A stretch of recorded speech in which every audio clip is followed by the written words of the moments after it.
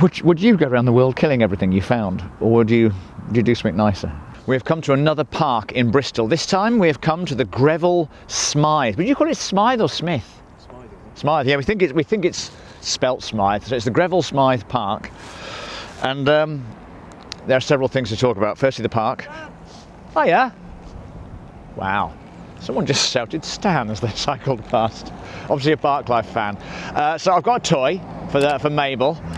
See if you can work out what that is. I'll show it you later. And also, most importantly, just up the road from the cafe up there is a fantastic cafe called Mark's. It used to be a bakery, it's now a cafe, and I'm hoping, fingers crossed, hoping it's open. That's where we're going to end up. But first of all, let's go in the park. Follow me. Come on, dogs. Hey, dogs, come on, you can go off now. We're away from the road. There you go. Be free, little doggies. Rufus, I'm just about to sit on a bench up here, and both dogs have just weed against it. No respect. Just come up to the top of the park. The dogs have peed on the bench, and it was all caught on candid camera. Look, someone's actually left a camera here. Oh, right, anyway, I'm going to sit. Oh, yuck. Right.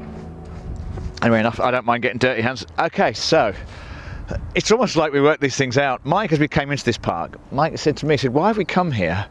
It's not the most, and he sort of stopped, and he was like, it's not the most photogenic of parks. And what he means, I think, is it's quite gritty. It's gritty and grimy, this park, but it's really friendly. When I arrived, first thing I did when I arrived with the dogs, a mum went past me pushing a buggy, and we said hello to each other. And then just now, when we started filming, and I was outside the gate, someone cycled past and said, hello, Stan. And as we just walked up the hill, a bloke walked past and said, am I on camera? Because we were filming. He said, am I on candid camera? Which obviously he was. But, so that's like, we've been here a minute, and so far 3 people have said hello, good morning. So it may not look the prettiest, but it is a very lovely, friendly place. And there's a reason why it doesn't look the prettiest, which I'm going to come to later. But first, I should stress, by the way, it's really cold today. It's funny, people watch this all around the world, and I get some people in America saying, oh, it's -7 over here.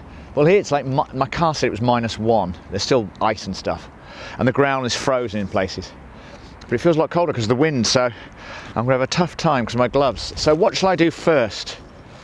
Shall we put my little toy on Mabel? Oh yeah, let's do it. Let's do it. Mabel! I'm going to have to take my gloves off for this. That's what I was explaining, how cold it is. So this could take some time. Mabel! Once again, not Mabel! Literally, I call her and she goes in the opposite direction. Mabel! Remember? You're the dog, I'm the master. Mabel, come here, it's your new toy.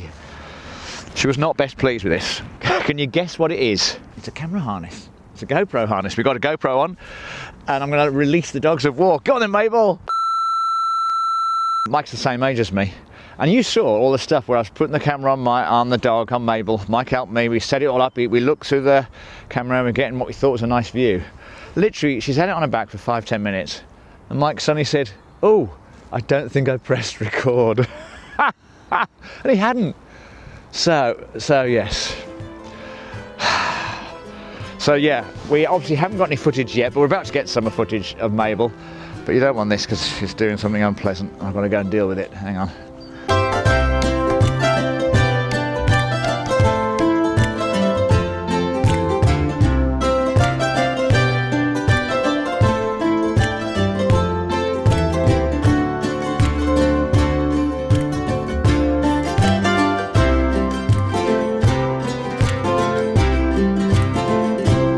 This is the sort of, there's a hill at one end of the park, and it's really pretty at the moment. There's snowdrops on all the trees. It's kind of like the wooded glade bit, but it's also the bit where the locals come to drink the finest Somerset cider.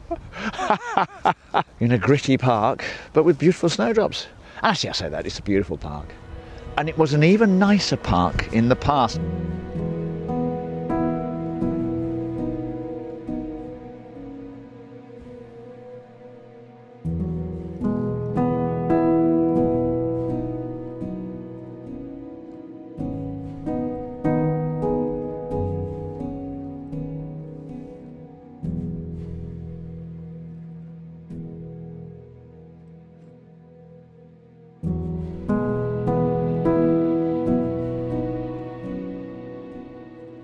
Come here, stop shaking. Come here, Mabel, stay. Do you know what? I'm quite intrigued. If it comes out, if the footage comes out from MabelCam, I'm quite intrigued because she often disappears off into the bushes and I never quite know what she's doing. Mabel! Mabel! I almost give in. Sorry. Mabel, come on, you little punk. The reason we come to this park is I did some research and I found out some stuff that I found interesting. And it's about old Greville Smyth, the guy after whom this park is named. That's where his tobacco and stuff used to be kept. And he gave this park to the people of Bristol. But we'll go around over here and I'll sit down on a bench and I'll tell you all about it. And I'll get rid of this. Mabel! Whatever that is, don't eat it. We didn't film it because it felt too weird. But a bloke just stopped with a lovely little doggy. Mabel was just saying hello to a little doggy with a pretty little white dog. And so the bloke stopped and having a chat. Again, what a friendly place this park is. And the dog was weeing against the bench. Maybe it's me. Maybe I attract dogs to wee.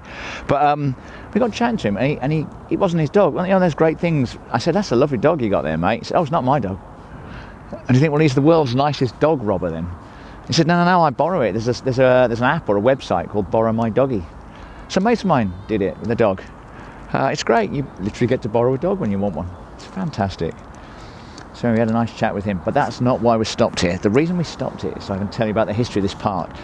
It is now called the Greville Smyth Park, named after Sir John Henry Greville Smyth, who he was a really rich dude.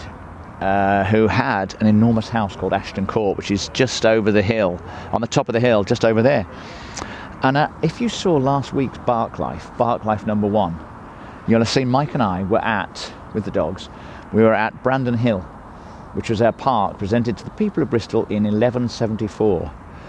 Well, after that, fast forward a few hundred years, and there were only 3 parks in Bristol. So there was Brandon Hill, there was a place called the Downs, I'm not sure what the third one was.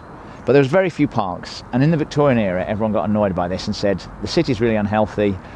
It was something stupid like the 5th most unhealthy city in Britain or something stupid. I said, we need more parks. So Greville Smyth gave them this land. Because he owned it, obviously, hence the warehouse behind which I think belonged to him. Because what it is the River Avon runs just past the other side of that warehouse. And he was a really rich dude, he had lots of money and boats. So the boats would come up the river, put his tobacco or sugar in the warehouses, and then off they'd go. So he very kindly gave a whole bunch of this land that he owned to the city of Bristol, the people of Bristol, and it was opened in the late 19th century, in the reign of Victoria, and it was called the People's Park. Isn't that nice? And it was nothing like today. There was a lot more going on. There's a building over there that is now toilets, and that used to be, I believe, the changing rooms. There was a swimming pool here. Again, I couldn't work out very much the history of this, but there used to be a swimming pool here, there's a bowling green behind us, tennis courts, play park for kids, but there used to be a lot more stuff. And the park used to be a lot bigger. But what's happened is, Mabel! Hang on, Mabel's running off. And Mike's scared that his GoPro's going to go walk about. No, it's not that. It's just that I thought she was going to walk out onto the road. Oh, she's so stupid she might. Hang on, I'll just interrupt the history lesson when I shout at Mabel and she ignores me. Mabel! Mabel! You're right, she's just... I mean, if anyone's got kids who's watching this, not they probably have, but if you have, you will recognise this. Mabel! Hey! Come on! And then when she does start coming back this way, she has such a sort of, what? What's your problem? What's wrong with you? Leave me alone. I was having fun. She is a shocker. Has that camera moved backwards on her? I swear that's further back than it was. Mabel, what have you done?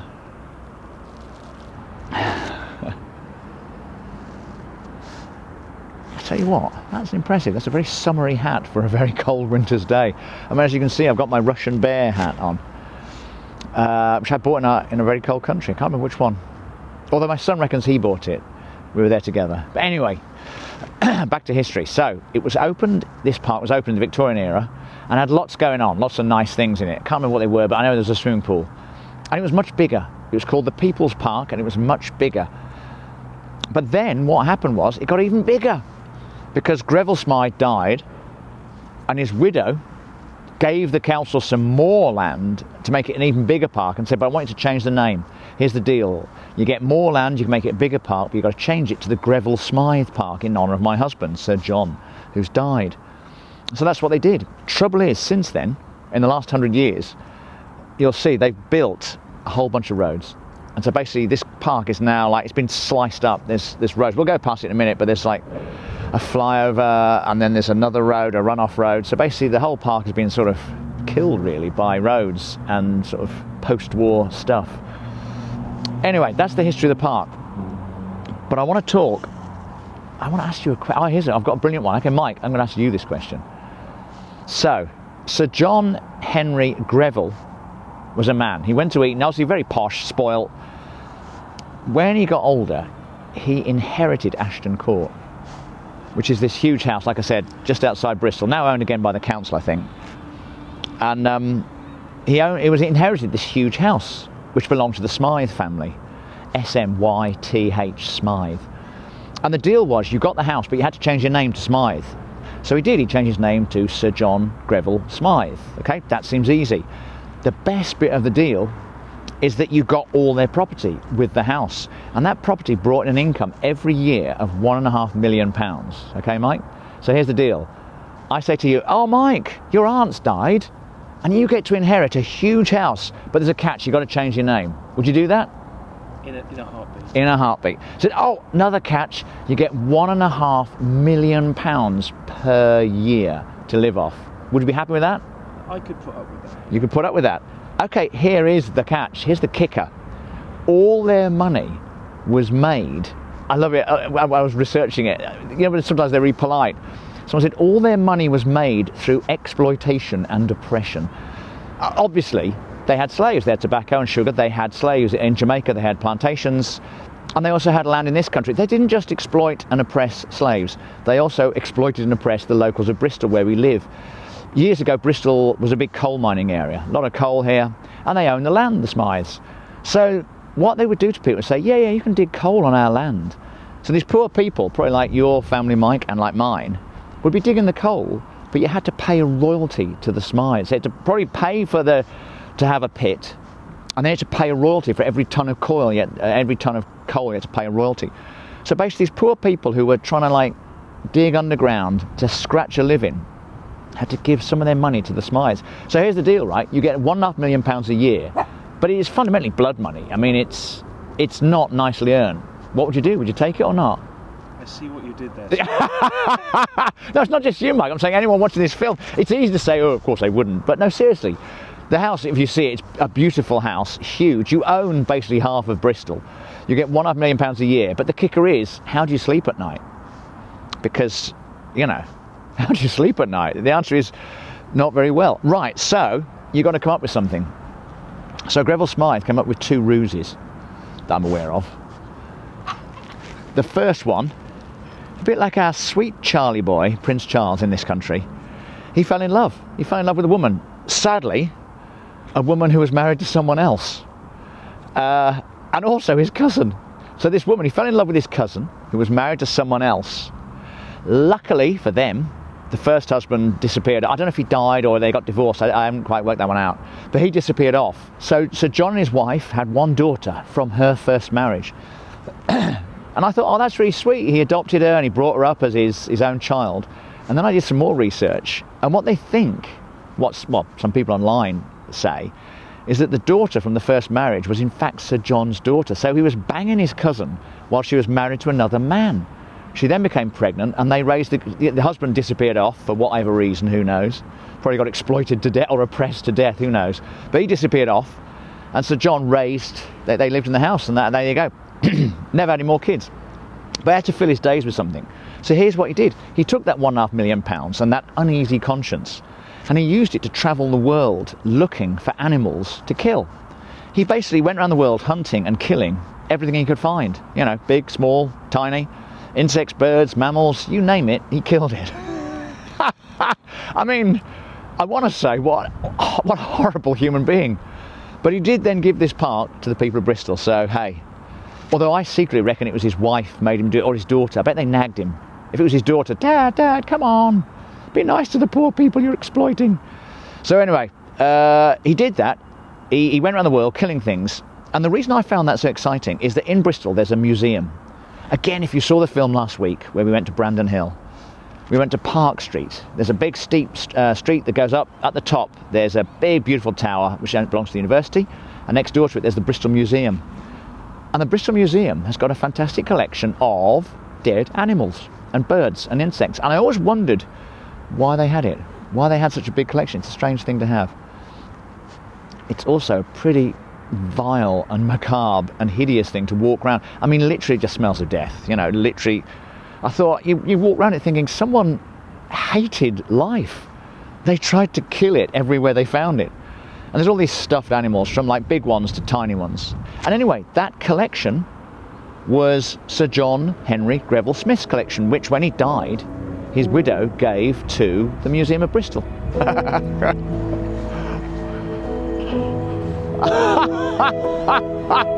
The camera on Mabel is getting more and more on the slant. It's going to be sideways. And that lovely building behind us is Ashton Gate, the home of Bristol City Football Club. I had to ask Mike which one it was. But yeah, I'm not a huge football fan, but I think it's a very nice building. And yeah, it's got bad memories for me, that place, because the last time I was there was when I'd been caught speeding. I had to go on a speed awareness course, which is there, which, yeah, it's not good. Just found this lovely sign, which I kind of think sums up the park for me. It says, if you're looking for a sign that everything is going to be all right, and let's be honest, we are all looking for a sign at the moment, this is it. This is the sign you're looking for, that everything's going to be all right. Yes, little dog. Tiny, at the moment I do find tiny things bring me a lot of pleasure, and that's one of them. So whoever put that sign there, well done you. Yes. Hey, hang on, come here, I'm going to pick Mabel. Right, you filming? Look. There. Look, people, you can see Mike now. Ta-da! That's what we... That's... Whoa, come on. Anyway, so what was I going to say? Yeah, that's the sign. Oh, I know what I was going to say. Again, if you've watched our first film about Brandon Hill, at one point I found a little thing on a bush that said, what does it say? Hi, cool dude. Hi, cool dude. Well, the bloke who put it there, or lady, I don't know, person who put it there, apparently just watched the film and put a comment up saying, hey, thanks for finding my sign, and, you know, excellent. Actually, I haven't read the comment yet. Mike told me about it. But either way, isn't that nice? So, if you know the person who put that sign there, can you pass on our thanks and say, that was a nice thing to do. Talking of which, let's go and get some coffee.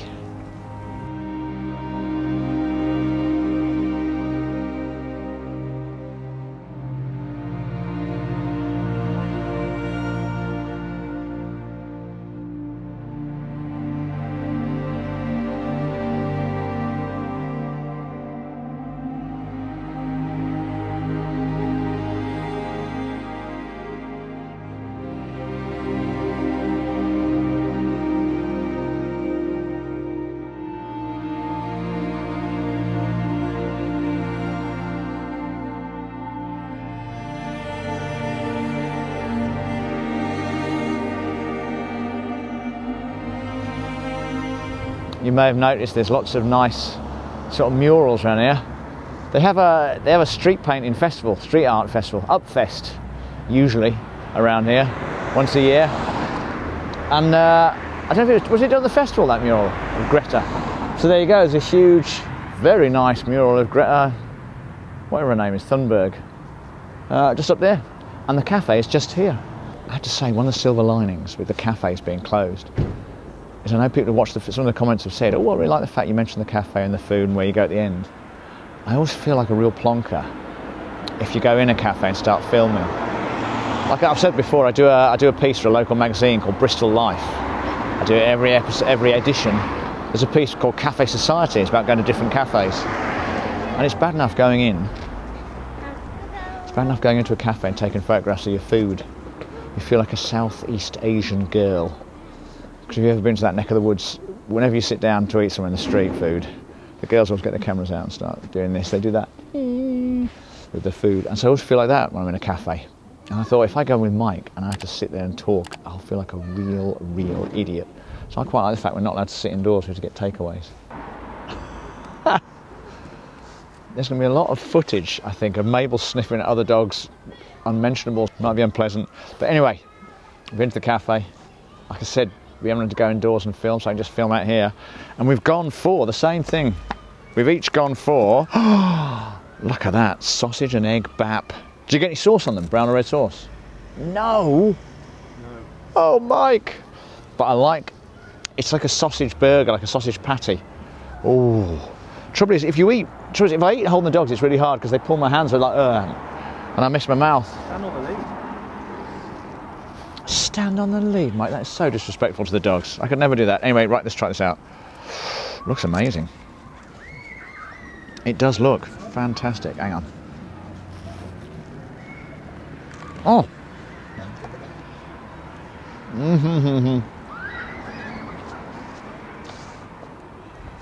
Oh, food of the gods.